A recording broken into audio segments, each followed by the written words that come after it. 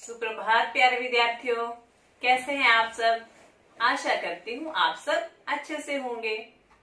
तो विद्यार्थियों, आज हम हिंदी व्याकरण का पाठ 1 जिसका नाम है भाषा वो दोहराएंगे। तो विद्यार्थियों, भाषा क्या होती है? किसी को पता है भाषा क्या होती है? नहीं? अभी मैम आपको भाषा के बारे में बताएंगी। तो सबसे पहले मुझे ये बताइए, मैम कैसे बताएंगी आपको? बोलकर? हाँ, बिल्कुल। तो मैम आपको जो बोल रही हैं ये भी एक भाषा है। तो भाषा का मतलब है कि अपने मन के विचारों को बोलकर या लिखकर किसी दूसरे तक पहुंचाना या किसी दूसरे के विचारों को समझना भाषा है। जैसे मैम आपको पढ़ा रही हैं, बोल रही हैं, ये भाषा है। आप मैम को उत्तर देते हैं या फिर नोटबुक में लिखते हैं तो वो भी क्या है? भाषा। हर किसी की अपनी अपनी भाषा होती है, जैसे कि इंसानों की अलग भाषा, पशुओं की अलग और पक्षियों की अलग। लेकिन पशु पक्षियों की भाषा हम नहीं समझ सकते, आपस में वो लोग एक दूसरे की भाषा समझते हैं। जैसे आप टीवी देखते हो तो टीवी कैसे देखते हैं? भाषा के माध्यम से। सोचो अगर भाषा ना होती तो क्या होता? बताइए, आप टीवी कैसे देखते? आपको समझ में ही नहीं आता उसमें क्या आ रहा है, टीवी में क्या चल रहा है, कार्टून में क्या बोल रहे हैं, कुछ भी समझ में नहीं आता ना। तो ये सब चीजें हम समझते हैं किसके माध्यम से? भाषा के माध्यम से। भाषा कितने तरह की होती है बताइए? भाषा होती है 2 तरह की। एक तो हम लिखकर अपने विचार प्रकट करते हैं और दूसरा बोलकर।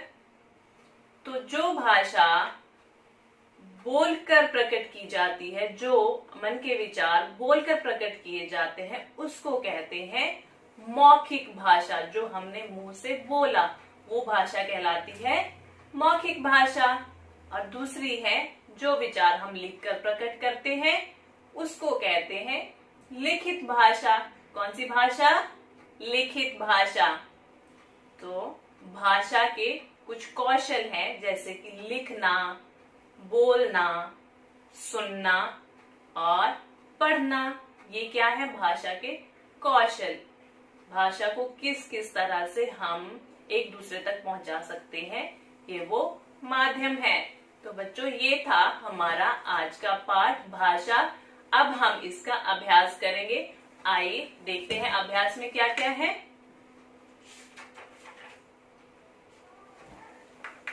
सबसे पहले तो हमने देखा भाषा क्या होती है, अपने मन के विचारों को दूसरों तक प्रकट करना, वो कहलाती है भाषा।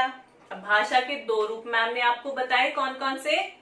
लिखित भाषा, मौखिक भाषा। जो लिखकर प्रकट किए जाए विचार वो है लिखित भाषा, और जो बोलकर प्रकट किए जाए वो मौखिक भाषा। सुनना, बोलना, लिखना और पढ़ना, ये क्या है?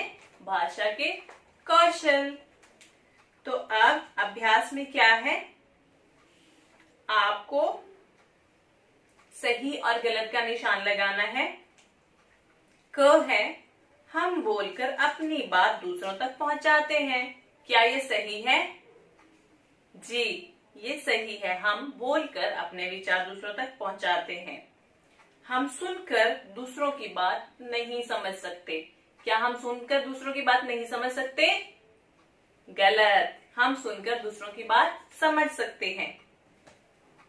ग है पशु पक्षी भी बोलते हैं। जी हाँ, पशु पक्षी बोलते हैं, उनकी अपनी एक भाषा होती है।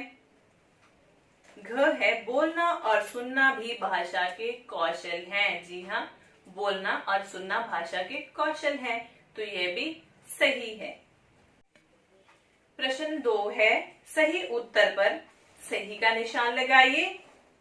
जिसका भाग क है जो लोग बोल नहीं सकते वो दूसरों को अपनी बात कैसे समझाते हैं? इशारे से या बोलकर?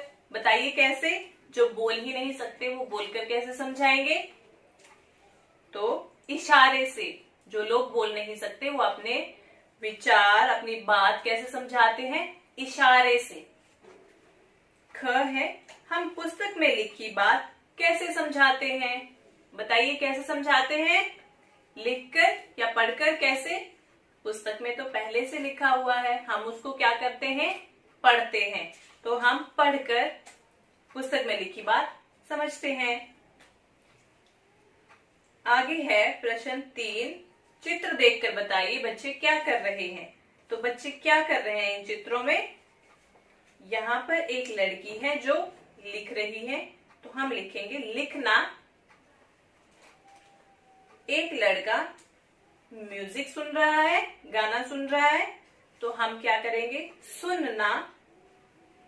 एक लड़का बोल रहा है, तो हम कहेंगे बोलना। और लड़की पढ़ रही है, पुस्तक पढ़ रही है, हम लिखेंगे पढ़ना। प्रश्न 4, चित्र देखकर सही जोड़े बनाइए। क है, बिल्कुल उसी तरह का प्रश्न है। क में एक लड़की गाना सुन रही है, हम उनको मिलाएंगे सुनना के साथ। क भाग को 4 नंबर के साथ मिलाएंगे, सुनना। अब एक लड़की गाना गा रही है, उसको मिलाएंगे हम बोलना के साथ। भाग ख को मिलाएंगे 1 नंबर के साथ। अब ग में है, एक लड़की कंप्यूटर पर कुछ काम कर रही है। क्या कर रही है वो? लिखना, कुछ लिख रही है, वो टाइप कर रही है, लिखना। घ भाग में लड़की पुस्तक पढ़ रही है, हम लिखेंगे पढ़ना।